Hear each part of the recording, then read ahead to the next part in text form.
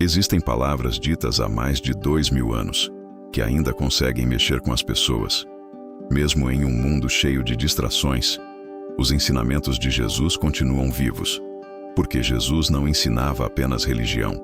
Ele falava sobre orgulho, sobre medo, sobre perdão, sobre amor e, principalmente, sobre aquilo que acontece dentro do coração humano. Muita gente conhece Jesus pelas imagens, pelos filmes ou pelas histórias, mas poucas realmente param para ouvir o que ele ensinava. E quando ouvimos, percebemos algo impressionante. Os ensinamentos de Jesus eram simples de entender, mas difíceis de viver. Enquanto o mundo ensinava vingança, Jesus ensinava perdão. Enquanto as pessoas buscavam poder, ele falava sobre humildade. Enquanto todos queriam ser maiores, Jesus dizia: quem quiser ser o maior, sirva aos outros. Um dos ensinamentos mais conhecidos de Jesus também é um dos mais difíceis. Amai os vossos inimigos. Pensa nisso por um momento. Até hoje, amar quem nos ama já parece difícil, mas Jesus foi além. Ele ensinou a amar quem nos machuca. Isso não significa aceitar o mal, nem fingir que a dor não existe, mas significa não deixar o ódio dominar o coração. Porque Jesus sabia que o ódio destrói primeiro quem carrega ele. Outro ensinamento poderoso foi sobre perdão. Pedro perguntou a Jesus: quantas vezes devo perdoar alguém? E Jesus respondeu: não apenas 7 vezes, mas 70 vezes 7. Ou seja, o perdão não deveria ter limite. E isso vai completamente contra o instinto humano, porque guardar mágoa parece mais fácil, mas aos poucos, isso corrói a pessoa por dentro. Jesus também falava muito sobre humildade. Em uma época em que líderes buscavam honra, ele fez algo inesperado. Lavou os pés dos discípulos. Naquele tempo, lavar os pés era tarefa de servo. Jesus também falava muito sobre humildade. Em uma época em que líderes buscavam honra, ele fez algo inesperado. Lavou os pés dos discípulos. Naquele tempo, lavar os pés era tarefa de servo. E mesmo assim, Jesus se ajoelha diante deles. Com aquele gesto, ele mostrou algo profundo. O verdadeiro poder não está em ser servido, mas em servir. E mesmo assim, Jesus se ajoelha diante deles. Com aquele gesto, ele mostrou algo profundo.